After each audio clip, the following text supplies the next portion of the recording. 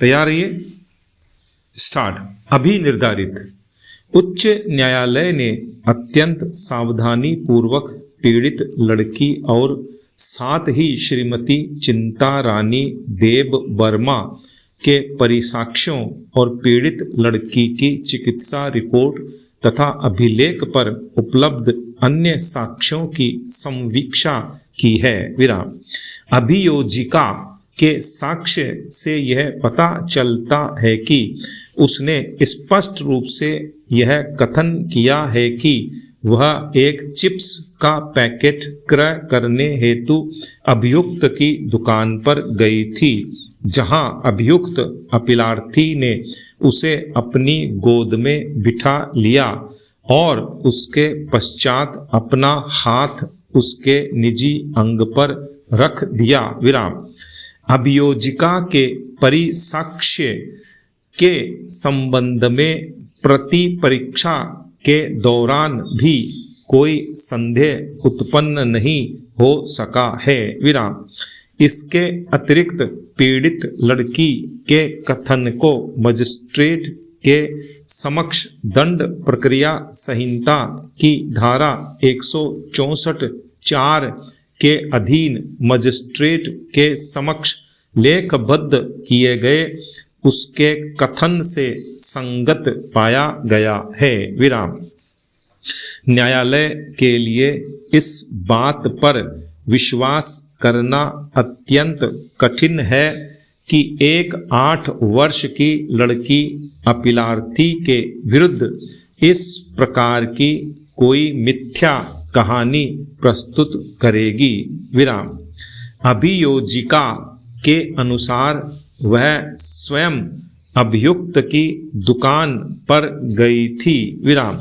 अपीलार्थी का पक्ष कथन यह नहीं है कि घटना के समय उस अवस्थान पर कोई दुकान मौजूद नहीं थी। विराम।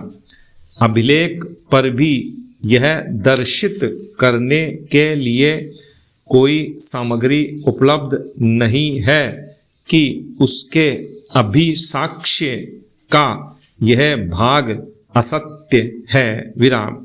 अतः पीड़ित लड़की का परिसाक्ष्य परीक्षा के दौरान पूर्ण रूप से अक्षुण्ण बना रहा और यह स्वयं में ही अपीलार्थी के दोष को सिद्ध करने हेतु पर्याप्त है। विराम।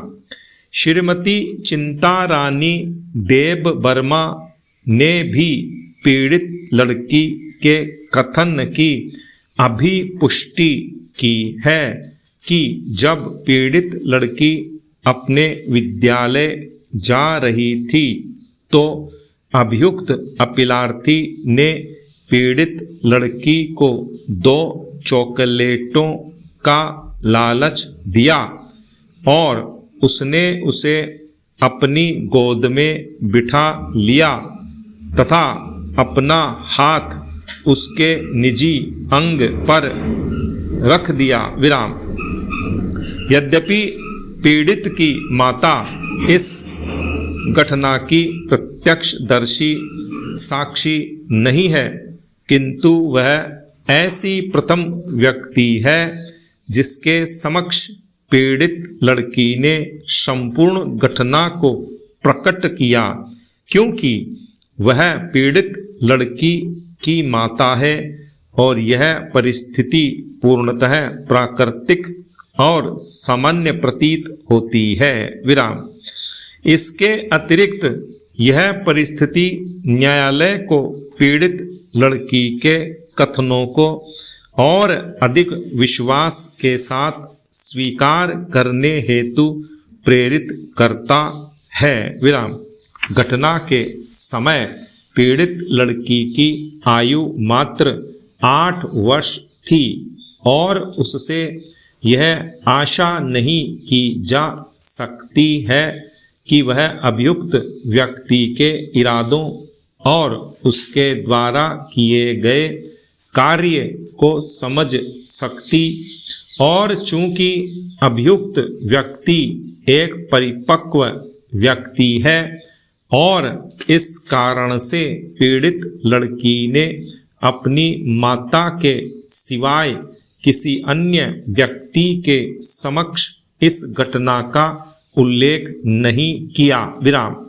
प्रतिरक्षा पक्ष ने यह पक्ष कथन तैयार करने का प्रयत्न किया है कि अपीलार्थी को इस मामले में इस कारणवश मिथ्या रूप से फंसाया गया है क्योंकि उसका पीड़ित लड़की की माता के साथ झगड़ा हुआ था।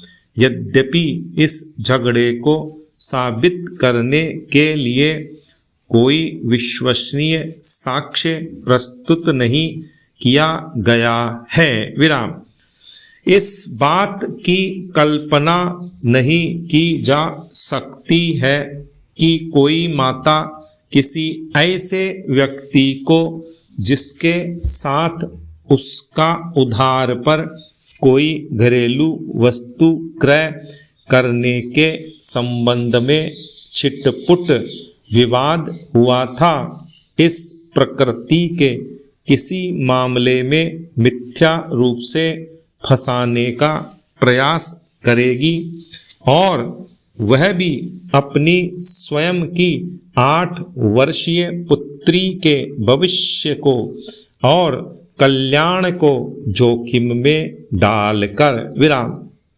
जब डॉक्टर राजीव कर्माकार ने तारीख 8 दिसंबर 2015 को अस्पताल में पीड़ित लड़की की चिकित्सा परीक्षा की थी और उसके उपरांत उसने यह कथन किया है कि उसके योनिच्छद को भंग पाया गया है और परीक्षा के दौरान हाल ही में योनि में प्रवेशन संबंधी साक्ष्य पाया गया है। विराम।